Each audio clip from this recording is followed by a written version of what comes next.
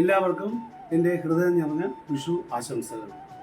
ഭഗവാൻ കൃഷ്ണൻ്റെ ദർശന സൗഭാഗ്യവും കർണീകാരത്തിൻ്റെ മനോഹാരിതയും വിഷുക്കണിയുടെ സമൃദ്ധിയും വിഷു കൈനീട്ടത്തിൻ്റെ ധനപ്പൊലിപ്പും വിഷു സദ്യയുടെ രുചിയും ഒത്തൊരുമയുടെ ആഹ്ലാദവും സ്നേഹബന്ധങ്ങളുടെ തീവ്രതയും ഒന്നിച്ചു സംഗമിക്കുന്ന ഈ വിഷുദിനത്തിൽ എൻ്റെ ഹൃദയംഗമമായ വിഷു ആശംസകൾ.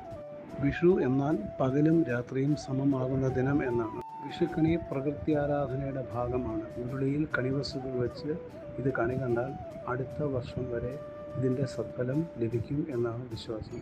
കണ്ണുകളടച്ച് എണീറ്റ് കണി വസ്തുക്കളുടെ മുൻപിൽ വന്ന് തൊഴുത് കണ്ണു തുറക്കും. ഇത് പ്രകൃതി മാതാവ് പൂജിക്കുന്നതിന് തുല്യം. ആശങ്കകളെന്ന ശുഭാപ്തി വിശ്വാസത്തോടെ അടുത്ത വിഷു വരെ ജീവിക്കാൻ ജനങ്ങളെ മാനസികമായി പ്രാപ്തരാക്കുന്നു. വിഷു ഒരു കാർഷിക ഉത്സവം കൂടിയാണ്. അതുകൊണ്ട് തന്നെ ആവണം വിളവെടുപ്പിൻ്റെ പ്രതീകമായി വിളകളും കണി കാണുന്നത്.